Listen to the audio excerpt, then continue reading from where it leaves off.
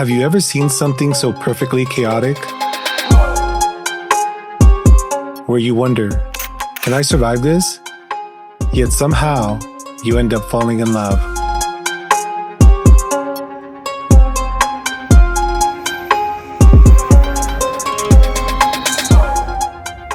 Welcome to Tokyo, Japan.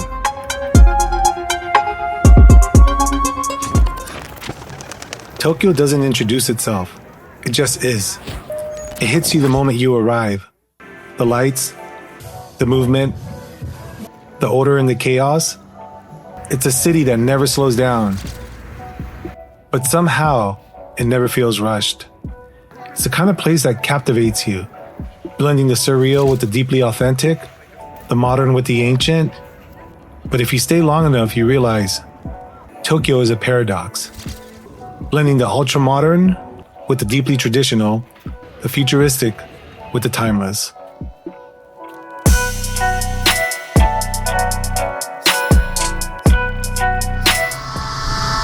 Tokyo's history runs deep.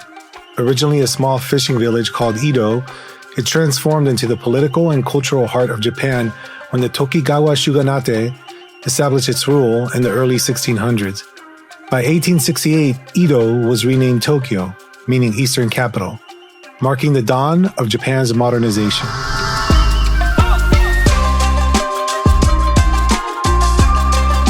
From the wide expanse of Tokyo, we zoom into one of the most vibrant hearts.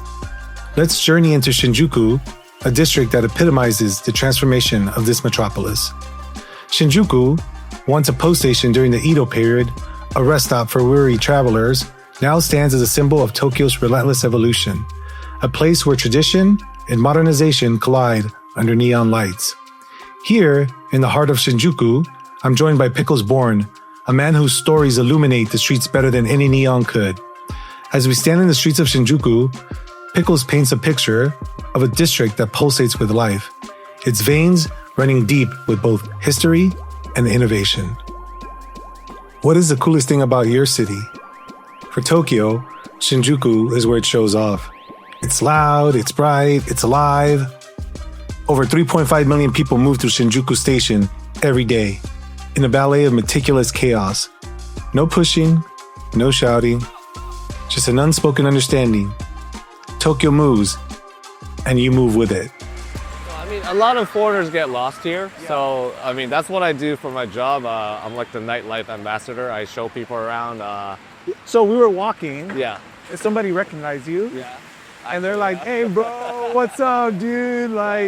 And they know who you are. Sometimes I would show them around, or I would just make the itinerary for the tour. Yeah.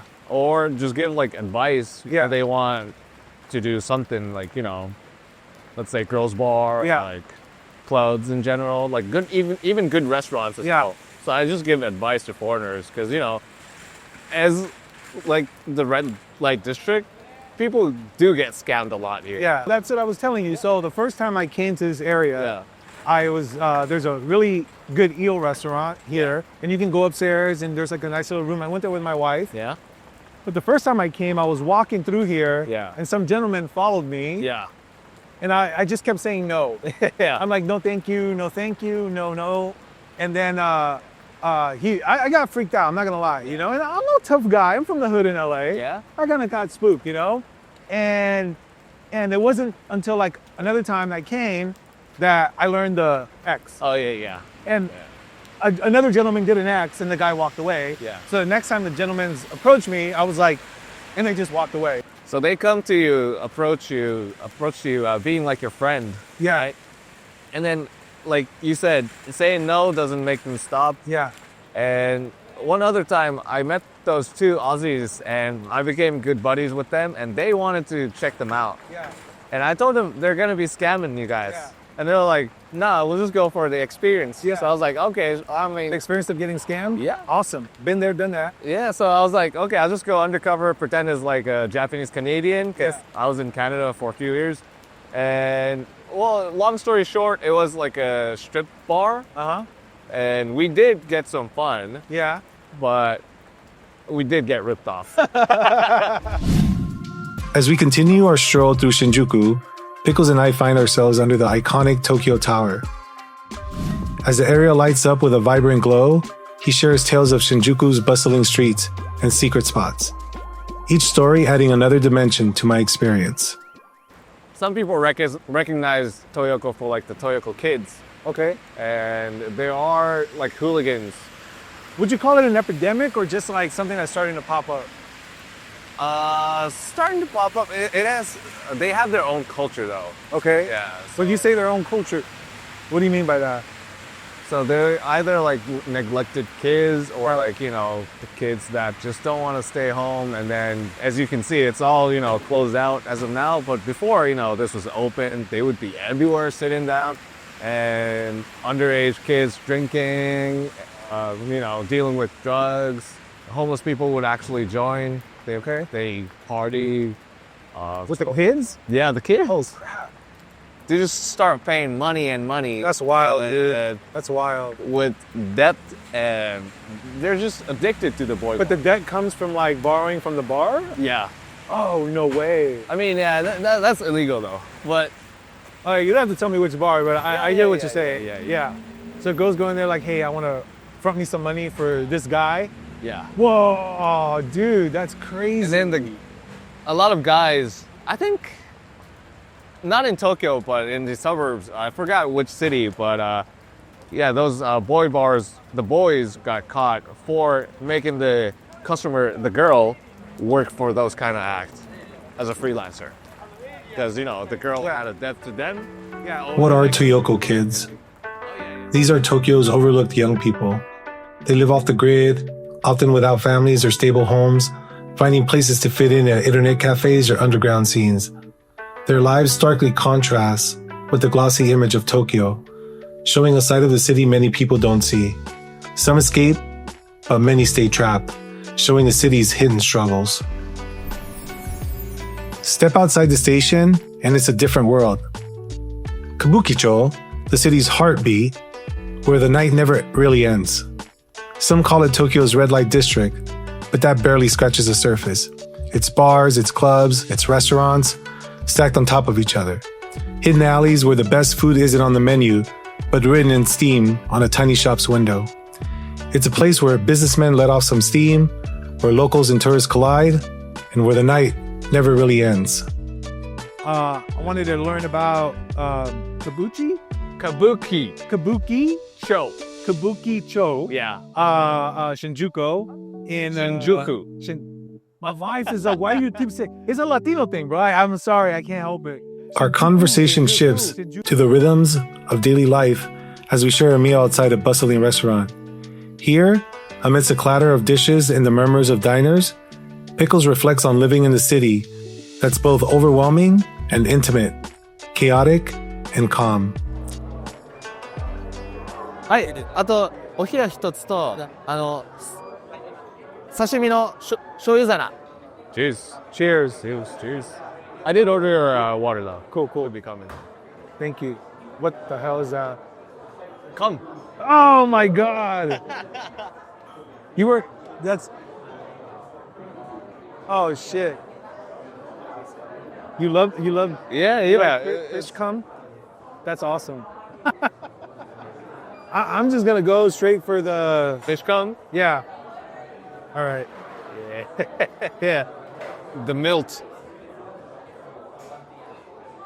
It's seasoned with vinegar. Okay.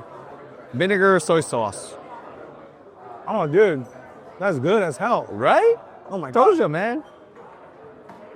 It is one of my favorite cuisines. Dude, it's got such a zing. Yeah. It's full of like tastefulness. But anyways, cheers. Nice meeting you. Nice meeting you, brother. Cheers.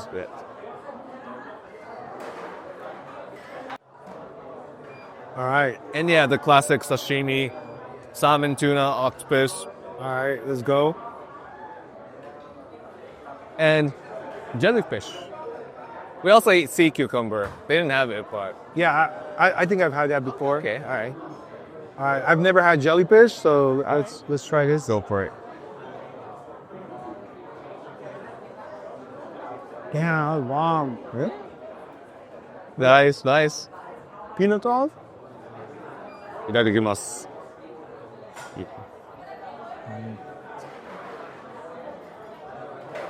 In Japan, they use the real wasabi. Yeah. In my country, they use like something else, like horseradish or like. Oh, okay, something different. Yeah, it's not actual. Really? Yeah. Is it too like spicy? I wouldn't say it's spicy, but No, it's because it's cheaper though. harvesting wasabi is really difficult. Like, That's why they use horseradish. Yeah. I feel like if you were to import wasabi from Japan, it would cost a lot. Yeah. I'll teach you the classic way though. All right, tell me. Usually, you just take the sashimi, right? Yeah. You put the wasabi. Yeah. But that's also the way to do it. Let's do it your way. Yeah, all right. So you get the sashimi. All right. Those are little squids, Okay. and those are fish guts, seasoned with something like kimchi, a little spice. Okay. You would find like yakitori, which is like, whoo, how's this squid? Bro, his kick. Strong ass kick, dude. Strong ass kick. Good. All right. It sure does have a distinct flavor though. Yeah, it does. All right. This is Fish gut, seasoned with spice. it does taste like kimchi, right? I mean, the flavor. Yeah. The texture is The texture is like, it's like fish cum.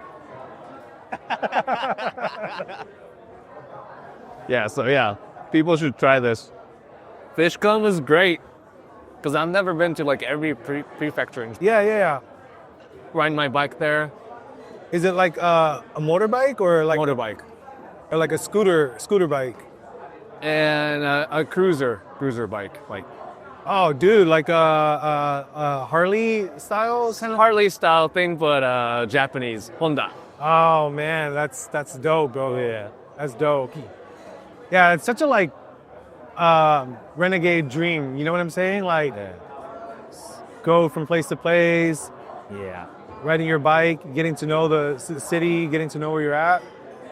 It's cool, dog. So yeah, as I told you, I was back in Kobe until this morning. 19-hour ride coming back. 560 kilometers. I don't know what's that in miles, but Fucking insane. There's an unspoken code here. Respect the space, respect the people, and the city will open itself up to you. Ignore that, and you'll be standing outside while the real Tokyo passes you by. And that's the thing about Tokyo. It's not one thing. It's not just neon or temples, not just food or fashion. It's everything at once. And if you take the time to really look, you'll see a city that's as overwhelming as it is intimate, as chaotic as it is calm. A city that somehow and possibly makes everything work.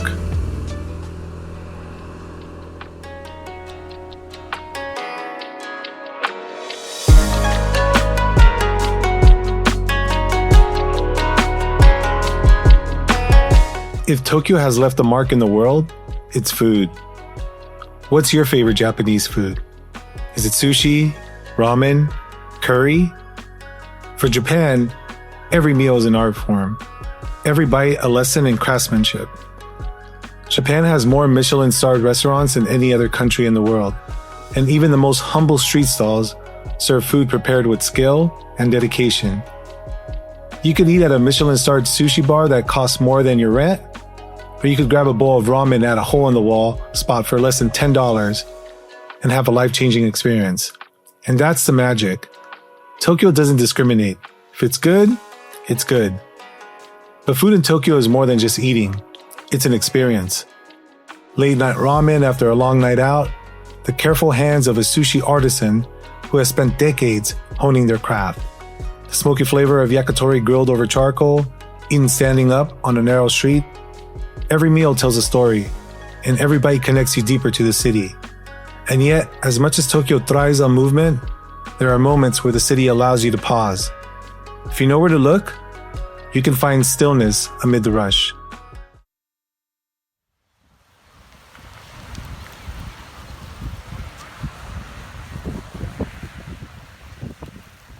Where do you find calmness? Sometimes life is hectic, but if you really look beyond the superficial, there are places of serenity. This isn't my first time finding peace in Tokyo. Back in 2016, I was walking through Ueno Park when I heard music drifting through the air. It led me to an outdoor church service where a man was playing his guitar, singing to a small audience gathered in the open air. Ueno Park is one of the oldest parks in Japan, dating back to 1873, and has long been a place where people seek refuge from the city's endless motion.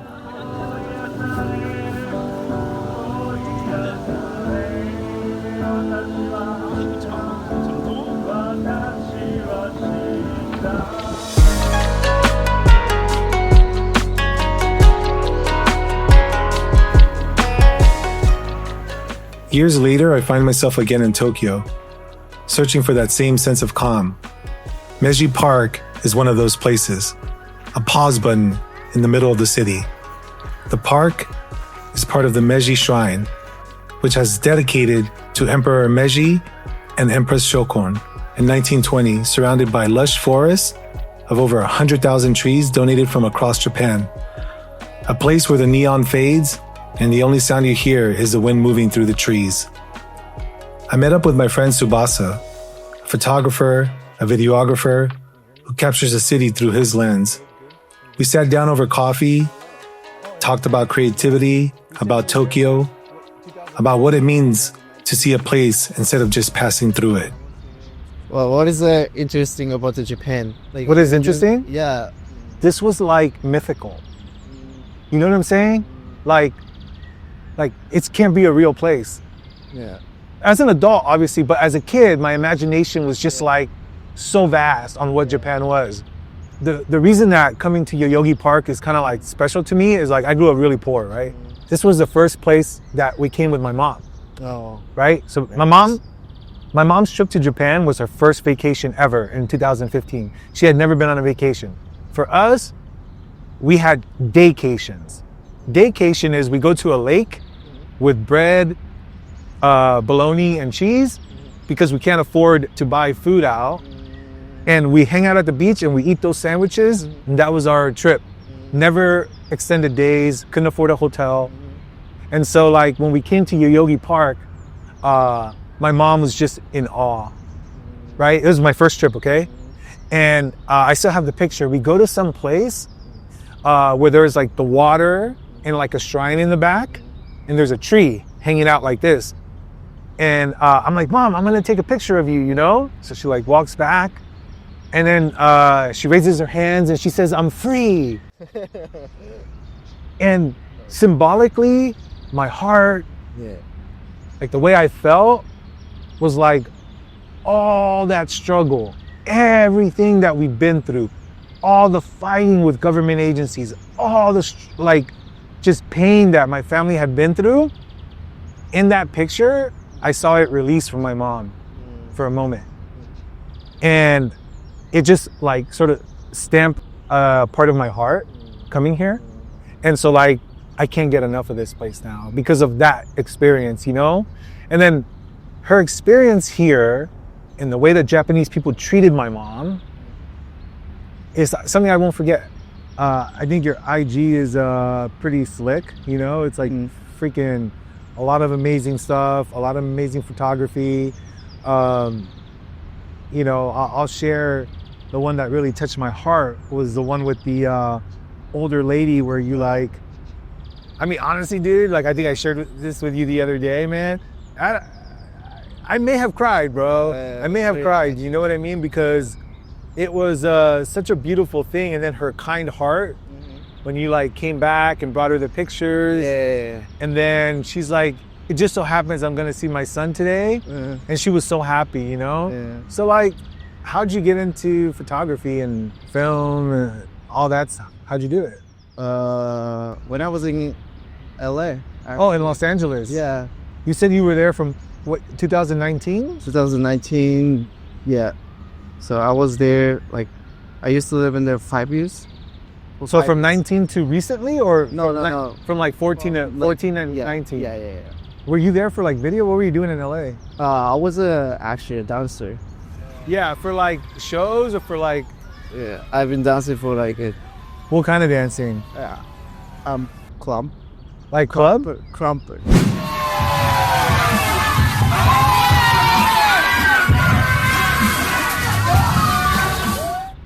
When I was in LA, I hitchhiked to New York.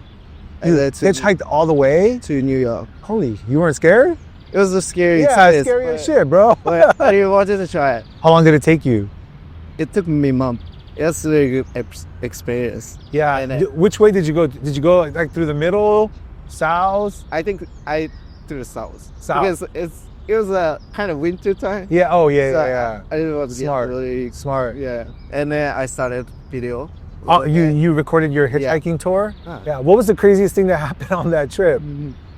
It was not really crazy, Yeah. actually. Everyone was so nice. Yeah. Everyone's giving me money.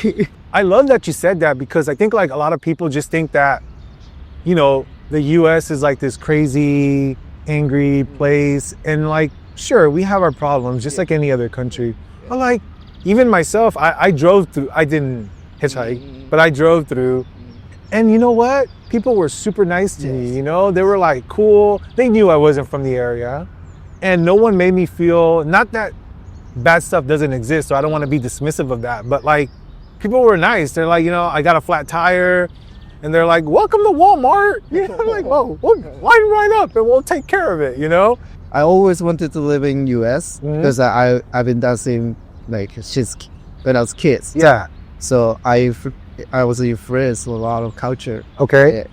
So I wanted to go there, but once I lived there, I realized I really love Japan. Yeah. Because I'm from. Yeah. I grew up up there, and I love Japanese culture and the history, a lot of kind of stuff, and I want to show the culture. Yeah.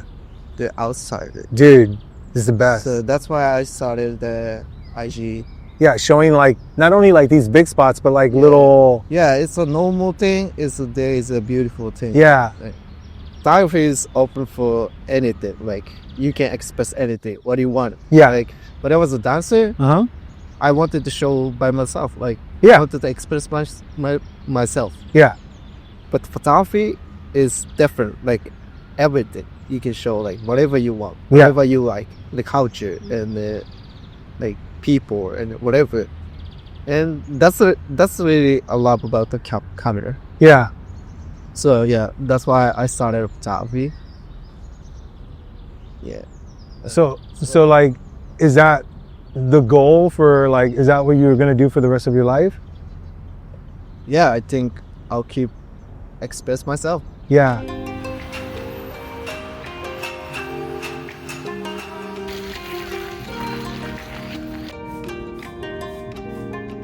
Tokyo is like a living puzzle. Every piece, from the quiet temples to the noisy streets, fits together in a way that makes sense only when you're here. It's a city where the old traditions sit right next to new ideas, and the busy, everyday life mixes with the moments of unexpected peace. Here, there's always something new to discover around each corner. Look, do you see it? Tokyo isn't a place you just visit, it's a place you experience. It doesn't slow down for you, doesn't make itself easy. But if you embrace it, if you let yourself get swept up in its glory, you'll find something truly unforgettable. It's the people you meet here, like Tsubasa, who sees the world through his lens, and Pickles, whose stories are as vibrant as the city itself, that make Tokyo so special.